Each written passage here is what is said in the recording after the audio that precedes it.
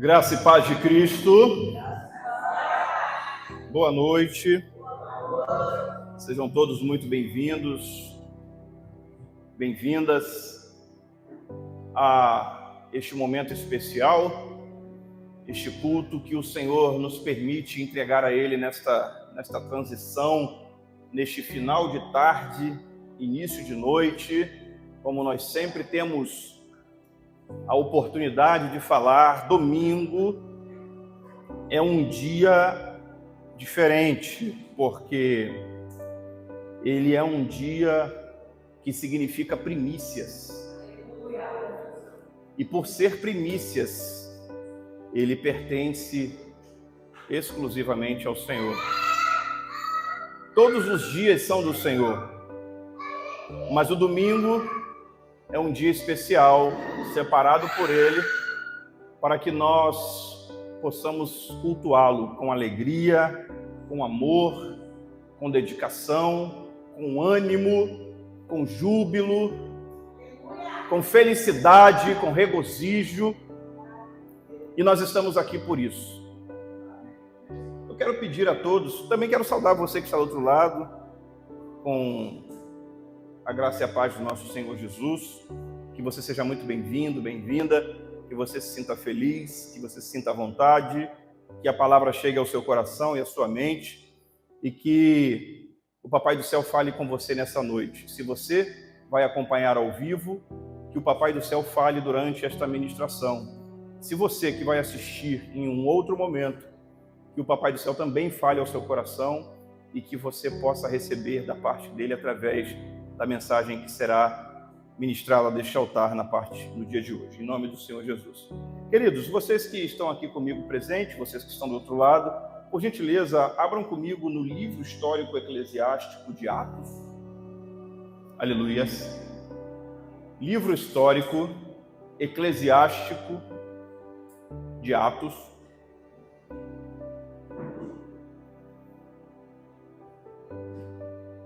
No capítulo 1, para a nossa meditação,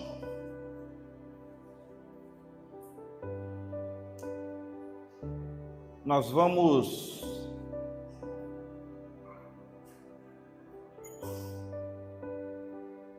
acompanhar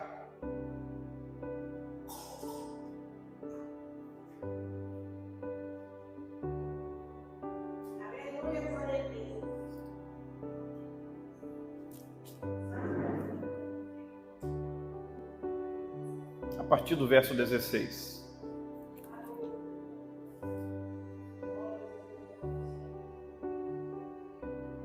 Até o verso 20. Aleluias. Atos, livro histórico eclesiástico de Atos, capítulo 1, do verso 16 ao verso 20.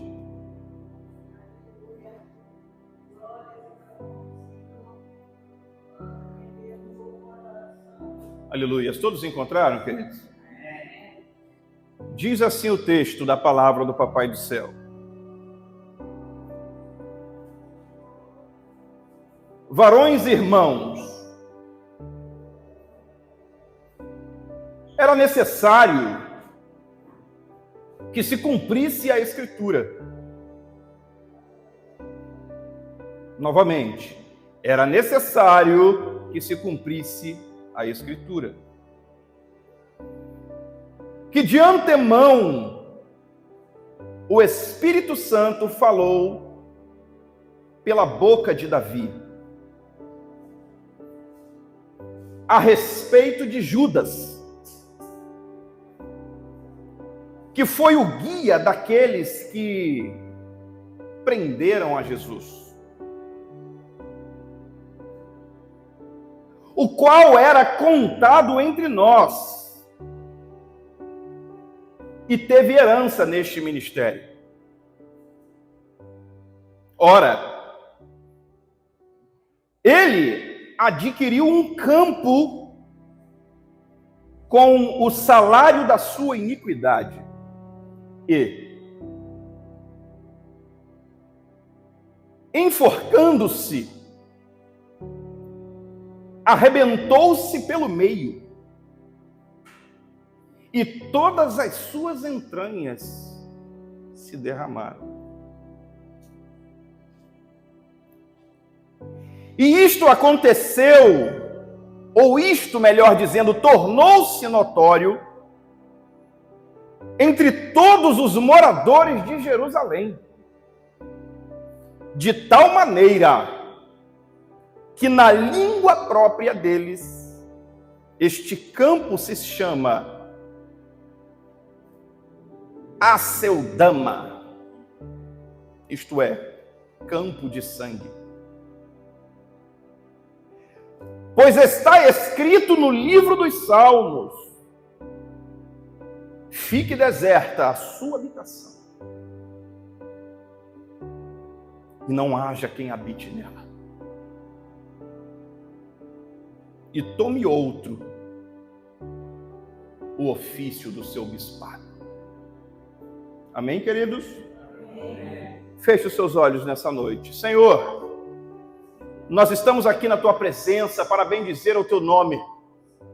Nós estamos aqui nesta oportunidade, nosso amigo Espírito Santo, para bendizer, engrandecer, exaltar, magnificar, reconhecer a soberania do nosso Senhor Jesus.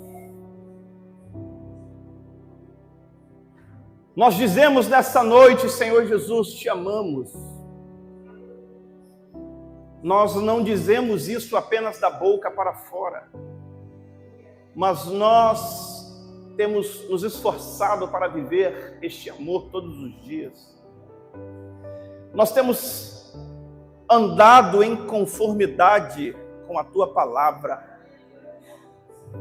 Nós temos ensinado a partir deste altar,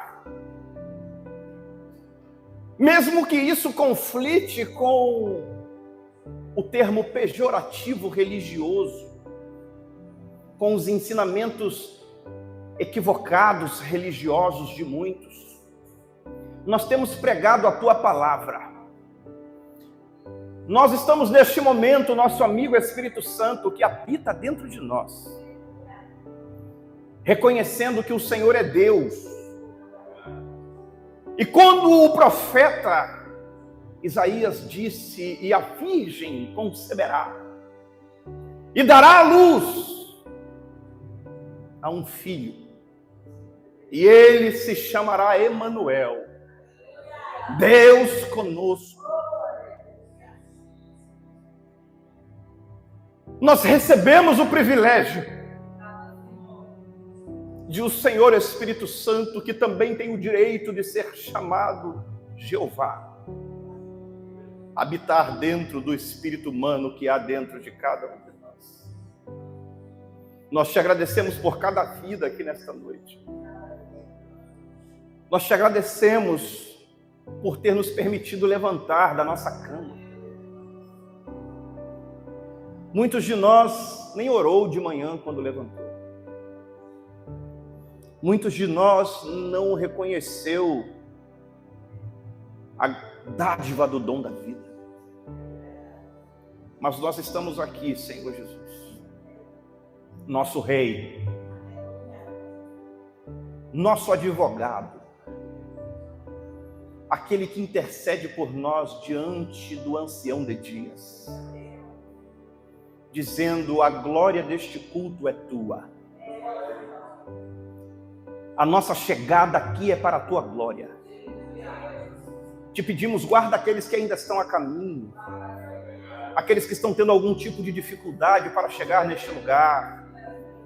Repreende, nosso Rei Jesus, toda tentativa do mundo espiritual maligno de atrapalhar as vidas chegarem aqui dentro deste lugar de culto, dentro deste salão, deste prédio, onde a Tua igreja se reúne para falar dos Teus oráculos, para falar das Tuas boas novas, para falar do reino que um dia todos nós participaremos de maneira efetiva, deste reino que está sendo modelado para que o Senhor, por toda a eternidade, reine.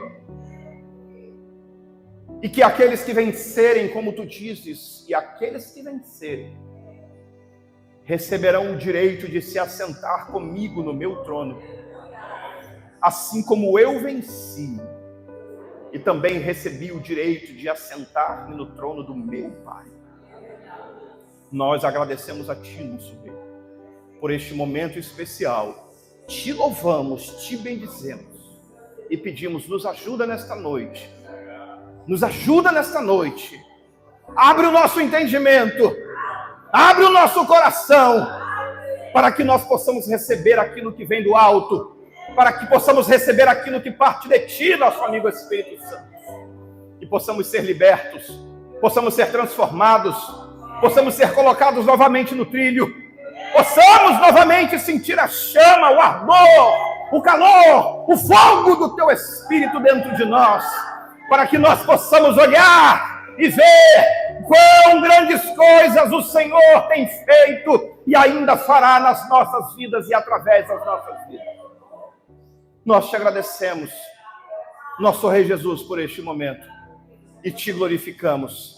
E aqueles que creem, aplaudam ao Senhor Jesus Cristo nessa noite. Graças te damos, nosso Senhor Jesus. Graças te damos e bendizemos a Ti, nosso Rei. Nós te louvamos, te amamos. Podeis sentar, queridos.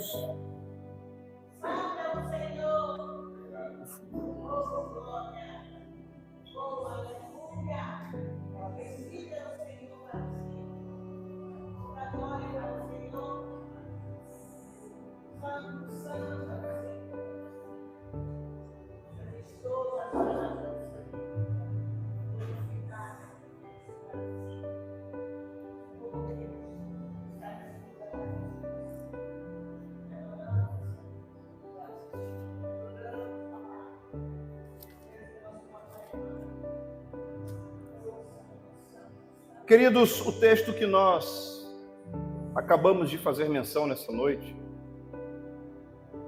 ele é um texto escrito pelo evangelista Lucas. Nós já tivemos oportunidade de explicar aqui que, para saber que o livro histórico eclesiástico de Atos foi escrito pelo evangelista Lucas,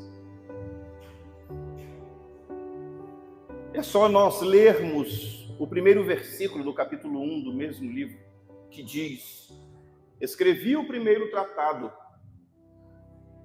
ou escrevi o primeiro livro, no verso 1, ó Teófilo, a respeito de todas as coisas. Está dando um pouquinho de microfonia. Desde o princípio, que Jesus começou a fazer e a ensinar.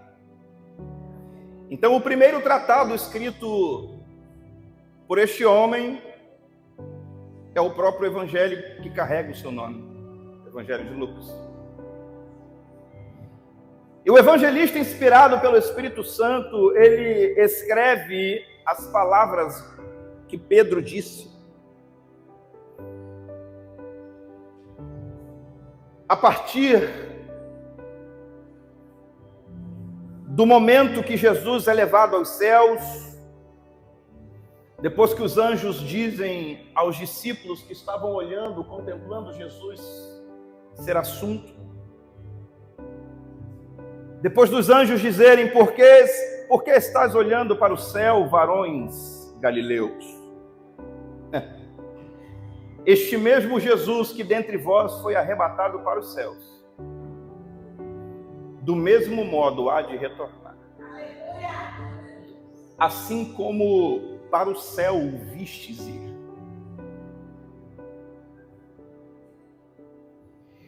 Então a Bíblia fala que Pedro se levantou e começou um discurso. E a partir do verso 16, o apóstolo Pedro, ele diz o seguinte: varões e irmãos, era necessário que se cumprisse a Escritura. E que de antemão o Espírito Santo falou pela boca de quem? Davi.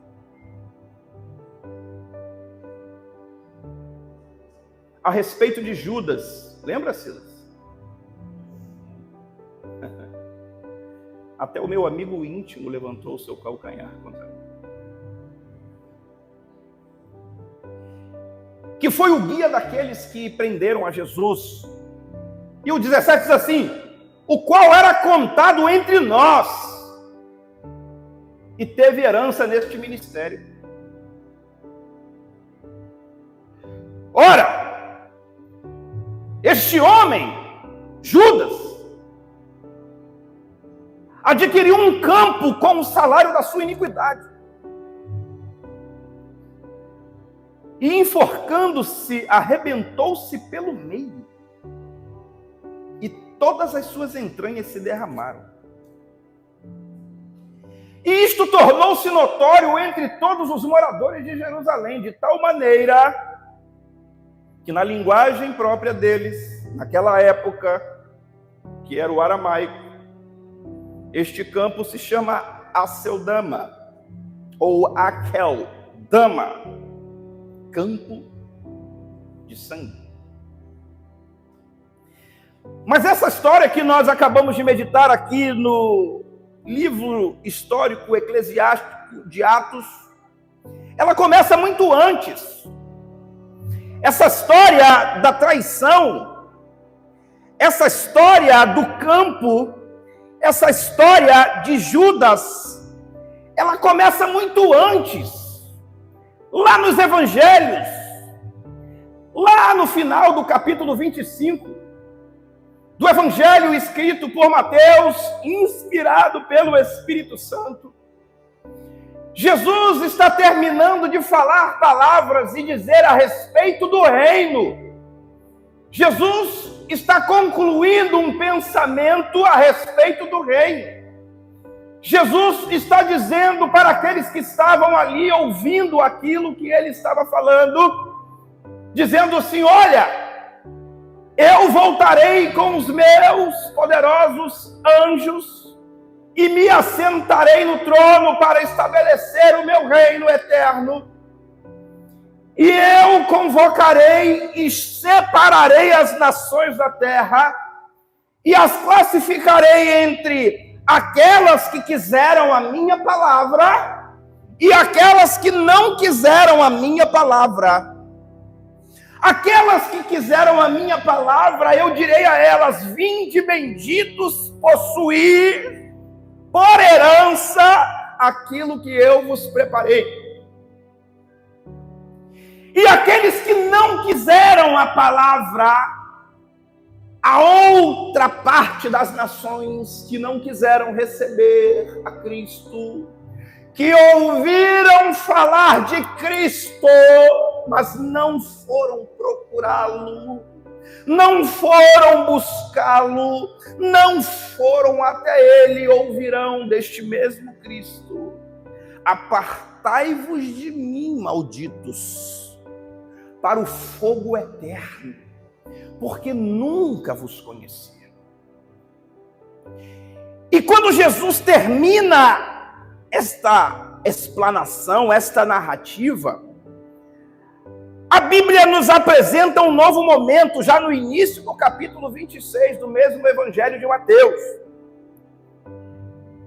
Quando Jesus olha para os discípulos e diz assim: vocês sabem que daqui a 2 dias será a Páscoa. Vocês sabem disso. E que eu serei entregue para ser crucificado, para que se cumpram as Escrituras.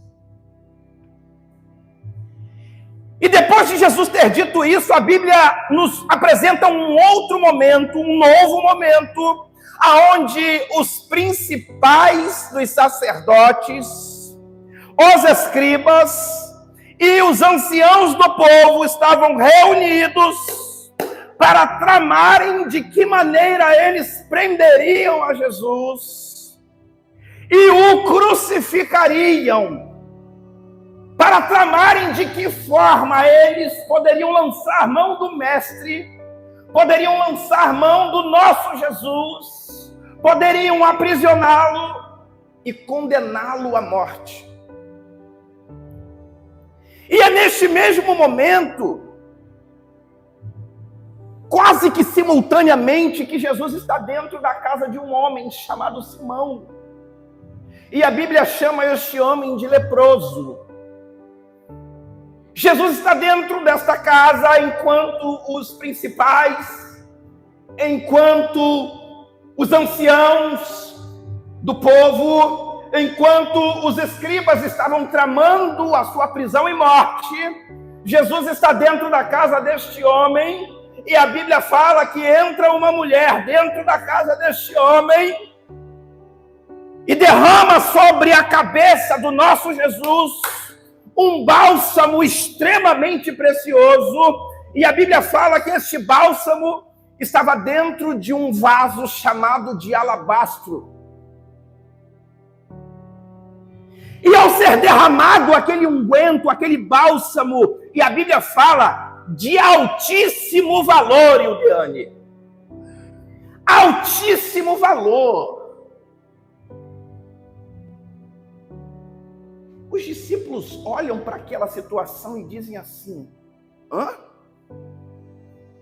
Como assim? Desperdiçar um preciosíssimo bálsamo desse? Como assim? Poderia ter sido vendido por um alto preço e ter sido dado aos pobres. Jesus, conhecendo o coração e a mente daqueles que ele conduzia, então disse a eles: por que vocês estão questionando? Por que vocês estão imputando mais peso sobre esta mulher? Porque o que esta mulher fez foi muito especial. O que esta mulher fez foi algo que não vão conseguir fazer comigo no sábado. O que esta mulher fez, eu digo a vocês que enquanto existir a terra e aonde o evangelho for pregado, o que esta mulher fez será lembrado. Porque esta mulher me ungiu, esta mulher preparou o meu corpo para a minha morte. E no meio daqueles homens que ali estavam, havia um homem, e a Bíblia chama este homem de Judas. O nome deste homem era Judas, chamado de Iscariotes. Há muito atrás, este homem já vinha se permitindo, dentro do seu coração, nutrir-se e alimentar-se de sentimentos que não deveriam estar dentro do coração dele. Há muito este homem estava se permitindo a pensamentos e sentimentos que não deveriam jamais estar dentro de um homem que segue a Cristo. Há muito tempo que este homem já vinha cometendo atos falhos, atos ilícitos, atos perniciosos, atos problemáticos, e Jesus sabia disso. Porque Jesus conhece o nosso coração e a nossa mente. Não há nada que esteja oculto aos olhos dele. O salmista disse: se eu subir, ali o Senhor me contempla. Se eu tentar me esconder em algum lugar da face da terra, ali o Senhor também me achará. Se eu descer ao mais profundo dos abismos, ainda assim o Senhor me verá. Então o Senhor conhece o coração e a mente, e não há nada oculto aos olhos desse Jesus, que não haja de ser revelado. Então, diaconisa Eudeane, quando Judas vê aquilo, a Bíblia fala que todos os discípulos questionaram aquela mulher ter derramado aquele preciosíssimo bálsamo sobre Jesus. Mas quando Judas vê aquilo, é o momento derradeiro para que ele tome uma decisão dentro do seu coração. E a Bíblia chama esta decisão de traição. Judas então procura aqueles que estavam tramando a morte de Jesus. E ao encontrar aqueles homens, o próprio discípulo do mestre diz assim: o que quereis me dar? Dê-me, e eu o entregarei a vós. Este homem então recebe como pagamento pela traição 30 moedas, 30 peças de prata. E eu gostaria que você acompanhasse o texto comigo.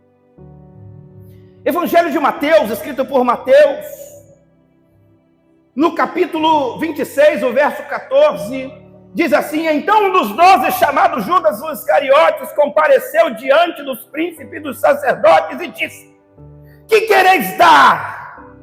E eu o entregarei a vós. E eles pesaram 30 peças de prata e entregaram a ele. E desde então, diz a palavra, ele, Judas, procurava uma oportunidade para entregar a Jesus.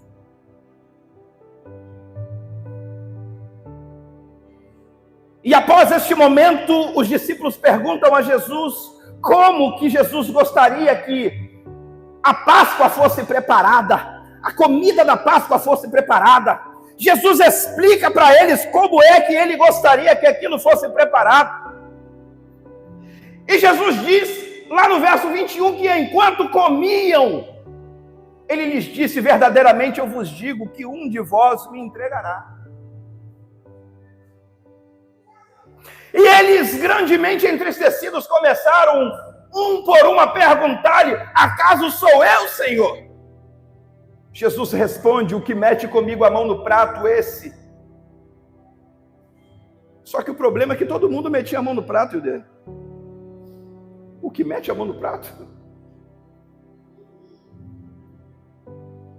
Verdadeiramente, o Filho do Homem vai, conforme está escrito a respeito dele.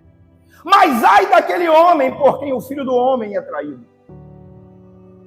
Bom seria que este homem não houvesse nascido. E respondendo Judas, o que entregava, perguntou: porventura sou eu, Rabi? Jesus então diz a ele: tu tens dito. Então Jesus celebra a ceia, e no verso 31 diz Jesus: todos vós se escandalizareis de mim esta noite, porque está escrito: ferirei o pastor, e as ovelhas do rebanho se dispersarão. E quando nós avançamos, damos um salto do verso que nós acabamos de meditar, até o capítulo 27, no verso 1, diz assim o texto: e ao amanhecer, entraram em conselho todos os príncipes dos sacerdotes, no 27, verso 1, e os anciãos do povo contra Jesus, para entregá-lo à morte. E depois de manietá-lo, levaram-no e entregaram-no a Pilatos, o governador. Observe o que diz o verso 3: e então Judas, aquele que entregara a Jesus, vendo que Jesus fora condenado, devolveu arrependido as 30 peças de prata aos príncipes dos sacerdotes e aos anciãos, dizendo: pequei.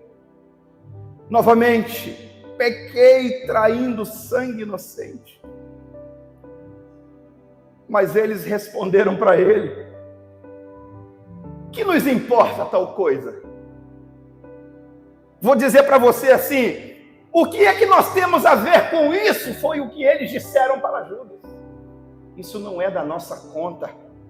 Isto é um assunto exclusivamente teu.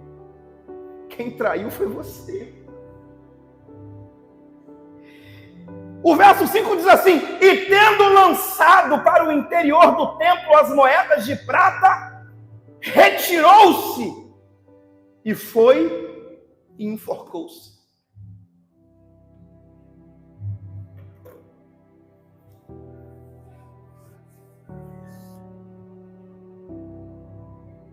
Não havia uma determinação de qual seria o discípulo que trairia Jesus. Não havia uma especificidade, nosso irmão Henry, que determinasse quem seria o discípulo. Poderia ter sido qualquer um a trair. O que tinha que ser cumprido é: Jesus tinha que ser crucificado, mesmo sendo inocente. Porque se isto não tivesse acontecido, nós não teríamos recebido a oportunidade de salvação. Que fique claro isso. Aliás, o desejo de Satanás era que o traidor fosse Pedro. O desejo de Satanás não era que o traidor fosse Judas. Por quê? Porque Satanás sabia que Judas já era dele. Judas já fazia a vontade dele. Judas já tinha no seu coração e na sua mente coisas que ele sabia que colocava ele do lado de Satanás e não do lado de Jesus. E a prova disso foi que Jesus olhou para Pedro certo dia e disse assim: Pedro, Satanás me pediu para se andar contra a tua vida. E este pedido foi pessoal. Mas eu fui diante do meu Pai interceder para que ele fortalecesse a sua fé. Porque sem fortalecimento de fé, irmão Silas, não existe firmeza. Quando o pastor prega daqui de cima, ou quando algum irmão que recebe a oportunidade de trazer uma palavra, quando alguém traz uma palavra, prega aqui a partir deste altar, nós estamos buscando fortalecer a sua fé em Cristo. Porque nós sabemos que sem o fortalecimento dela, a queda. Sem o fortalecimento da fé, ninguém se mantém de pé. Então Jesus foi diante do Pai dizer assim: Pai, fortalece a fé de Pedro, porque senão será ele a me trair.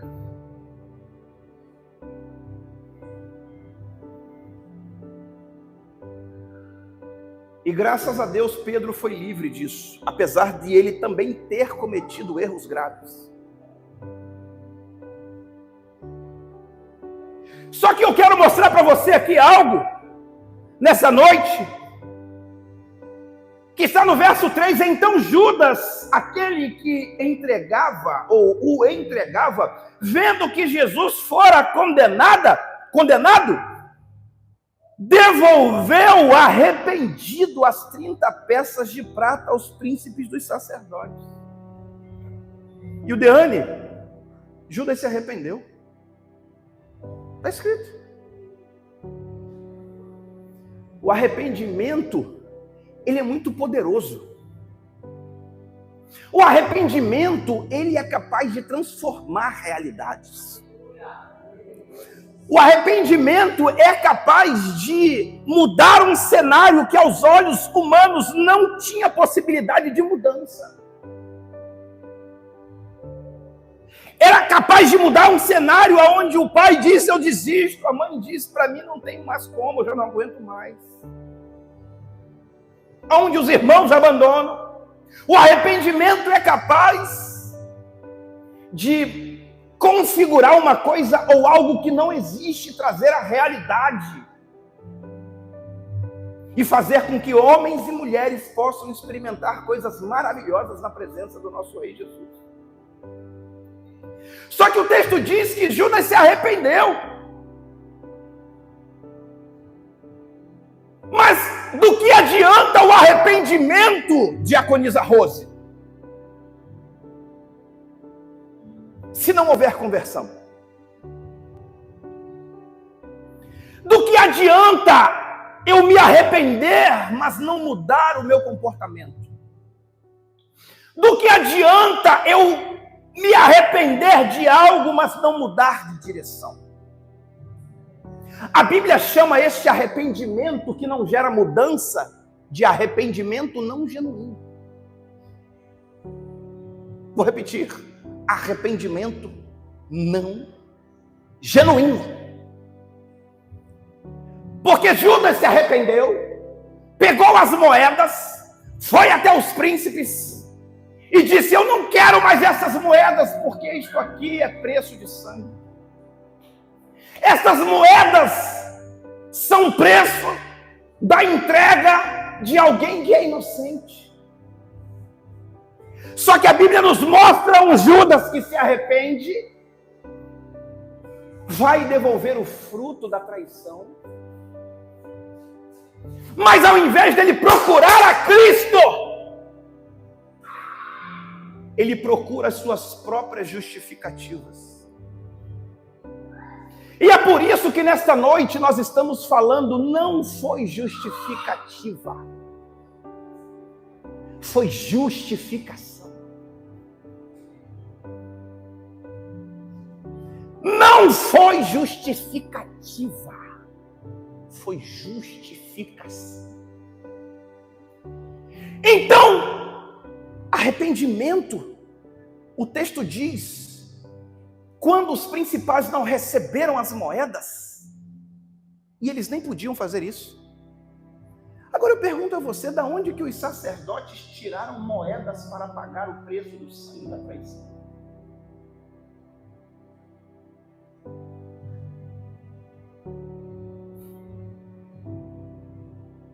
Eles disseram: nós não podemos receber essas moedas, porque eles sabiam que não poderia voltar para o altar uma coisa que era fruto de sangue inocente. Era fruto de traição. Era um dinheiro que estava melado e lambuzado de sangue.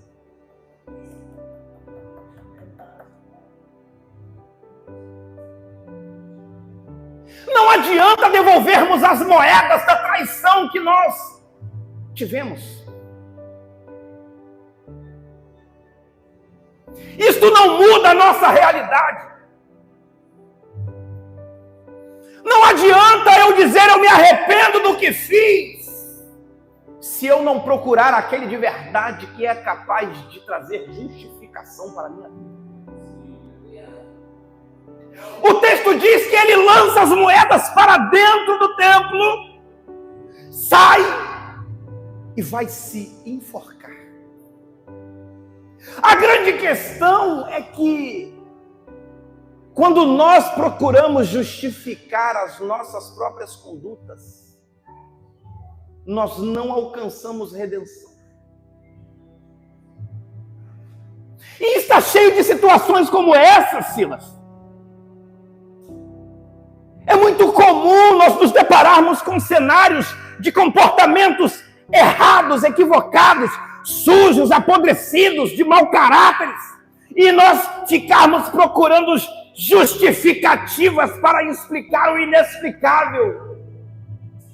O ato pecaminoso já está presente. Ah, mas eu me arrependi.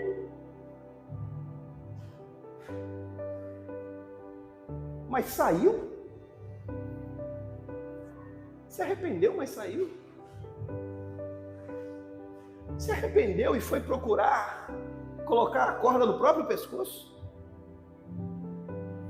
A Bíblia fala que depois dele ter se enforcado, as suas entranhas foram rompidas e tudo que estava dentro do seu ventre foi jogado para fora.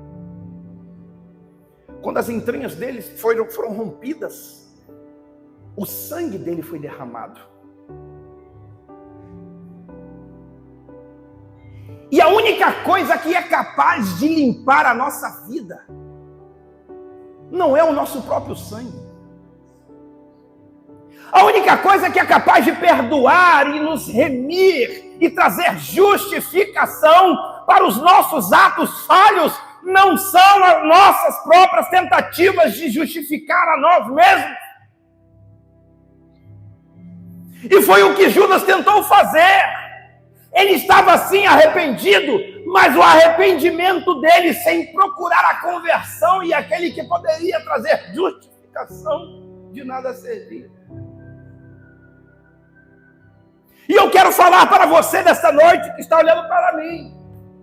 Se a tua vida está desta maneira, para de ficar procurando justificativa. Porque você sozinho mesmo, em meio aos seus arrependimentos, não vai conseguir mudar a realidade da sua vida. Arrependimento sem procurar a Cristo nos traz morte. Arrependimento sem procurar a Cristo nos traz campo de sangue. Arrependimento sem procurar a Cristo nos traz corda no pescoço. Arrependimento sem procurar a Cristo traz as nossas vísceras expostas. Não adianta. Você não precisa expor as vísceras de ninguém. Quando essa pessoa anda se lambançando no pecado, ela própria expõe as suas vísceras.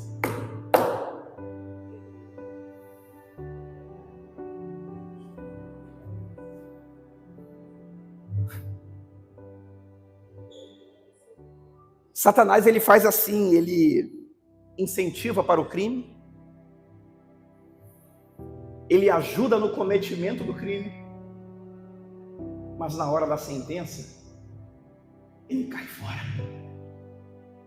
E só quem fica com o rabo de foguete é você.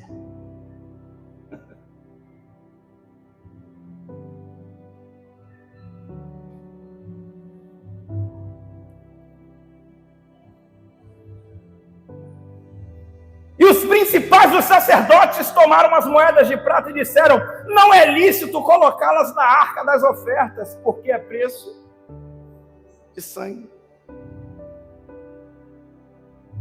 E chegando a um consenso, compraram com elas um campo chamado do Oleiro, para servir de cemitério para os gentios. Portanto, aquele campo passou a ser chamado até o dia de hoje Aceldama. E então cumpriu-se o que foi dito pelo profeta: tomaram as 30 moedas de prata pelo preço daquele que foi avaliado, a quem alguns filhos de Israel avaliaram.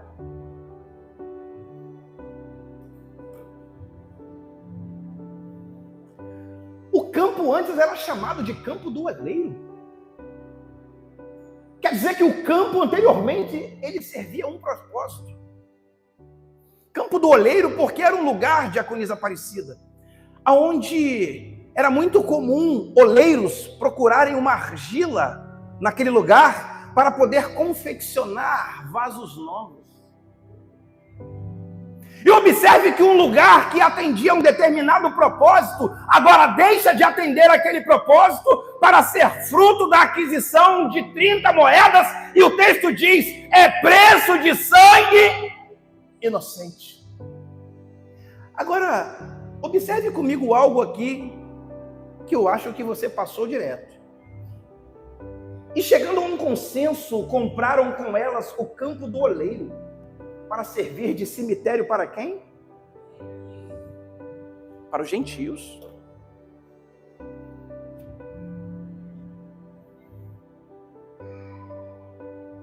A traição, o sangue foi avaliado por 30 moedas de prata. Então, como este dinheiro não podia voltar, mesmo Judas tendo se arrependido do pecado, mesmo ele tendo se arrependido do que fez, Eles sabem que não podem colocar o dinheiro de volta ali no lugar da onde foi tirado. Então eles decidem comprar um lugar com um preço de sangue. Diaconisa Rosa. Decidem comprar um lugar com o preço do sangue. Para que neste lugar, com o preço do sangue, os gentios pudessem estar. Os estrangeiros pudessem ficar. Então eu não sei se você percebeu, mas o preço do sangue comprou um lugar para aproximar aqueles que não pertenciam aos primeiros, mas sim aos últimos. Para que eles pudessem estar mais perto da salvação. Para que eles pudessem estar mais perto do lugar onde o sangue foi capaz de comprar, para que ali eles pudessem estar. Por mais que o texto diga que aquele lugar foi comprado para servir de cemitério para os gentios, ali não era lugar dos gentios. Aquele lugar ficava dentro de Jerusalém, e Jerusalém era o lugar do povo que havia sido chamado como primeiro. E agora, o preço do sangue, porque foi este o preço que foi avaliado, serve para comprar um lugar para aproximar aqueles que não eram nativos dali, daquele lugar.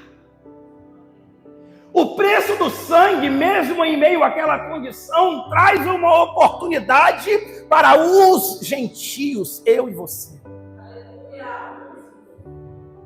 Ter um lugar perto daquele ambiente aonde é o lugar da onde parte a salvação para as nossas vidas.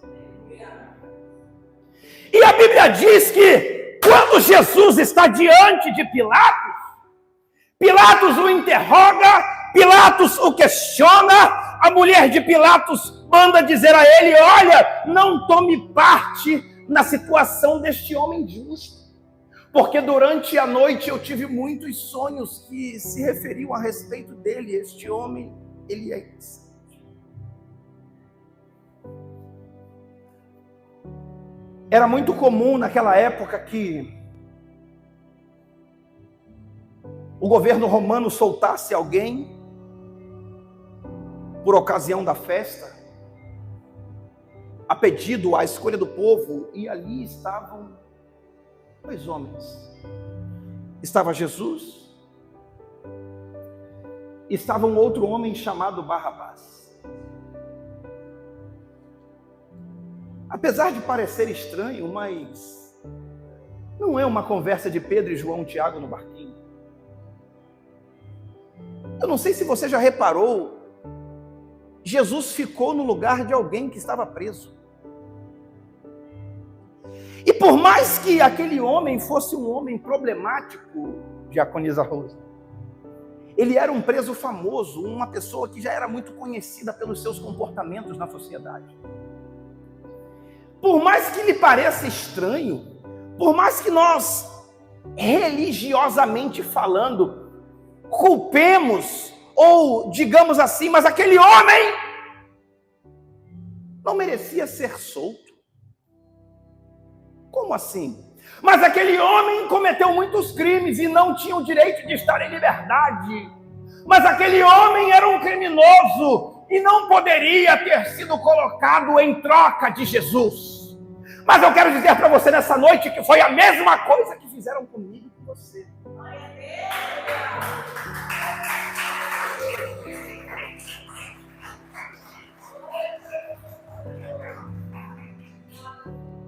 Ou você acha que você era melhor que Barrabás?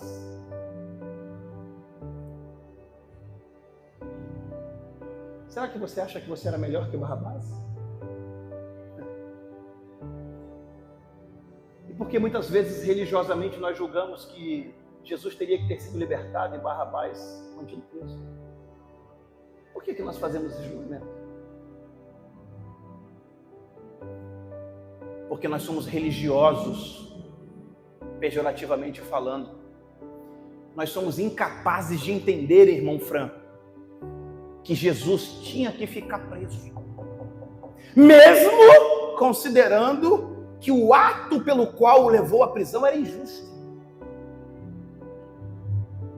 Porque a Bíblia fala que nenhum de nós tínhamos direito de ser salvos. Nenhum de nós poderíamos justificar a nós mesmos. Nenhum de nós poderia pagar algum tipo de preço que nos desse acesso à salvação. E se nenhum de nós tinha condição de pagar qualquer tipo de preço para que fôssemos colocados dentro da condição de salvação, então nós não éramos muito diferentes de Barrabás. E assim como Jesus ficou no lugar daquele homem para que ele pudesse ser solto, imagina Barrabás, nosso irmão Libério, ouvindo que ele seria solto e aquele homem que estava ao lado dele ficaria preso no lugar dele. Por mais criminoso que aquele homem fosse, por mais problemático que aquele homem fosse, Diaconisa Odeane, eu imagino que aquele homem olhou para Jesus, olhou para o povo, olhou para Pilatos, olhou para os sacerdotes, olhou para os escribas, olhou para os principais, olhou para os anciãos do povo e eu imagino que ele não conseguiu entender nada. O porquê que estava sendo feita uma escolha que, aos olhos humanos, jamais deveria ter sido feita. Essa é a escolha que Jesus fez para que você estivesse livre e ele estivesse ficado no seu lugar. A festa que iria acontecer ali, o nome dela era Festa da Páscoa. Não era Páscoa de ovinho de chocolate, tá bom? Era Páscoa. Se o povo tivesse escolhido manter Barrabás preso e libertado Jesus, presta atenção no que eu estou falando aqui, para que você não fique, ai meu Deus, o que o pastor disse. O cordeiro que teria ido para a cruz seria um cordeiro que não prestaria para nada. Sabe quem teria ido para a cruz, irmã Valéria? Era Páscoa. E o cordeiro da Páscoa tinha que ser um cordeiro puro. O cordeiro da Páscoa tinha que ser um cordeiro limpo. O cordeiro da Páscoa tinha que ser um cordeiro inocente. O cordeiro da Páscoa tinha que ser um cordeiro sem mancha, sem mácula, sem pecado, sem sujeiras, sem problemas. Mas se Barrabás tivesse ficado, ele teria sido crucificado. Judeane. Se Jesus tivesse sido solto e Barrabás tivesse sido mantido, o cordeiro que teria ido para a cruz teria sido um cordeiro que não teria condições de remir os pecados.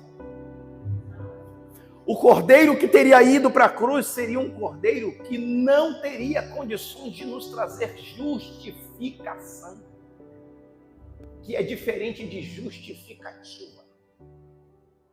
A justificativa é uma tentativa de ficar explicando os erros. É uma tentativa fraca e frágil e problemática e mazelenta de ficar tentando dar contornos de motivações que poderiam ou não nos levar a determinados comportamentos para que, de alguma maneira, nós nos auto-enganemos e tentemos explicar o nosso comportamento que na prática não tem explicação. Só que a justificação, ela não tenta explicar o que você fez, ela paga o preço por aquilo que você fez. A justificação, ela vai lá e diz assim, é verdade, o irmão Fran pecou, todos pecaram e carecem de salvação. É verdade, o irmão Fran, é verdade, mas eu vim aqui pagar o preço por ele. Eu vim aqui dizer assim, deixa ele ser livre e eu fico preso para que ele possa ser solto. Eu vim aqui porque eu preciso ir lá para a cruz, porque se fosse Barrabás que tivesse ido para a cruz, ele jamais teria dado a oportunidade àquele homem que estava à sua direita de ser salvo. E eu pergunto a você, se fosse você lá à direita da cruz, você gostaria que quem estivesse ali, Jesus ou Barrabás? Barrabás não poderia ter feito nada por você. Mas a presença de Jesus, inocentemente, ali naquele lugar, é como diz a palavra, e era necessário para que se cumprissem as Escrituras. E nessa noite, o que eu quero dizer para você, de maneira bem simples, porque todas as vezes que eu subir aqui neste altar, o centro daquilo que eu estarei falando sempre será Cristo. Sempre será cristocêntrico. Sempre será cristocêntrico. Independente da opinião do A, do B, do C, do D, sempre será Cristo. Para que você entenda que sem, como diz o louvor, sem Jesus não dá. Sem Jesus não funciona. E eu quero finalizar aqui a mensagem, deixa eu tomar aqui um pouquinho de água, antes que você se escandalize com o que eu vou dizer.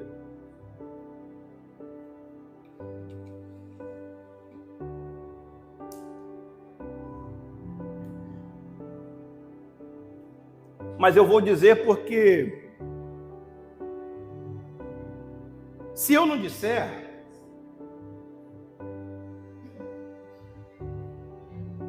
a mensagem que nós temos pregado, ela não serve de nada. Pastora Laura.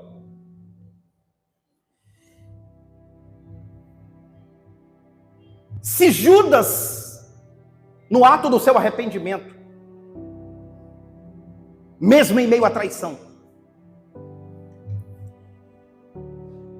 ele tivesse procurado Cristo,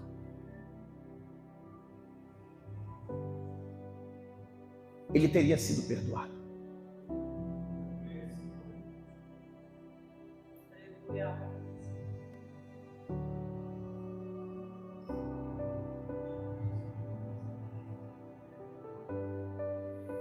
Por mais bizarro e absurdo que te pareça o que você está ouvindo,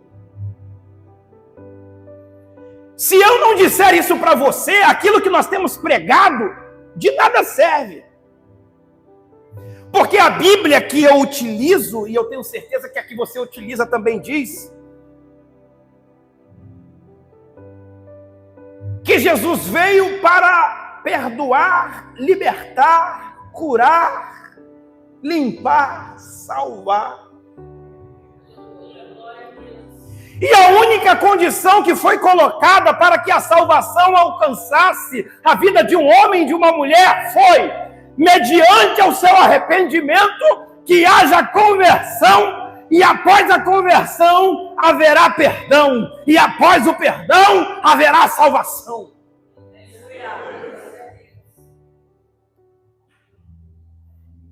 Se você que está aqui nessa noite, você que está aí do outro lado, se você tem se arrependido daquilo que você fez, ou que você tem feito,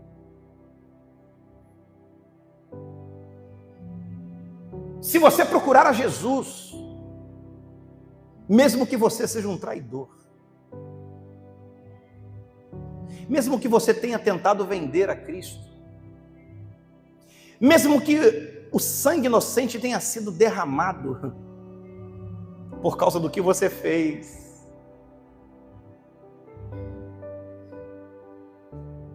o sangue inocente foi derramado por causa do que você fez. Você que está olhando para mim.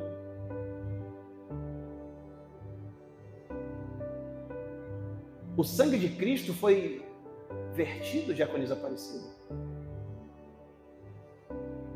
porque Judas o entregou. Mas o sangue de Cristo também foi vertido por causa de coisas que a senhora fez. E o mesmo perdão que a senhora alcançou, Judas poderia ter alcançado. Se ele tivesse feito o que a senhora fez. Se ele tivesse feito o que a senhora fez um dia, se arrependendo do que fez, do que viveu, do que praticou. Tivesse procurado a Cristo como a senhora procurou, teria sido perdoado assim como a senhora também foi.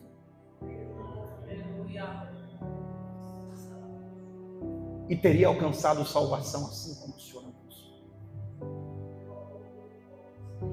Então as 30 moedas, e o Deane, que Judas utilizou para atrair Jesus, e que levou Jesus ao madeiro, e que levou o verter do seu sangue, não é diferente do que você fez na sua vida. Você também em algum momento utilizou 30 moedas.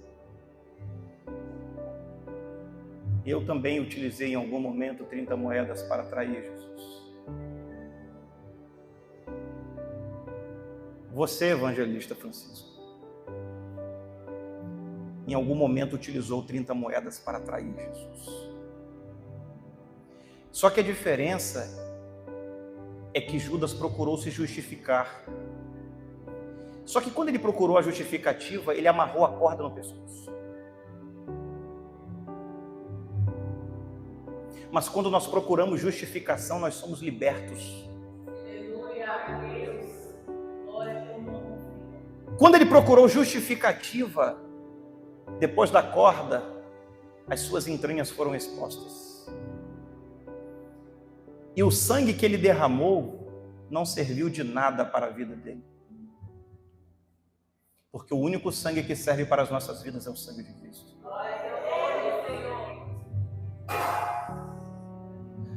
Aceldama, campo de sangue.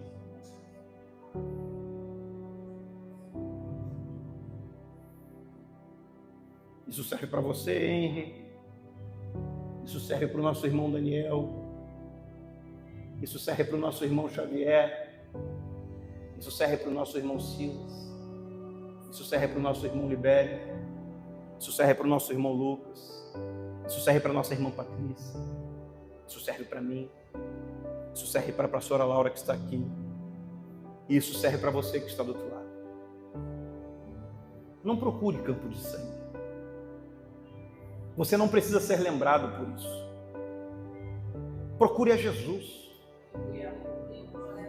Procure a Jesus. Procure a Jesus para que você alcance salvação, perdão, libertação, remissão dos pecados. Não procure corda. Não procure o seu próprio sangue. Se você está arrependido de verdade, Jesus disse para você assim: vem, que eu te perdoo. Vem, que eu te salvo.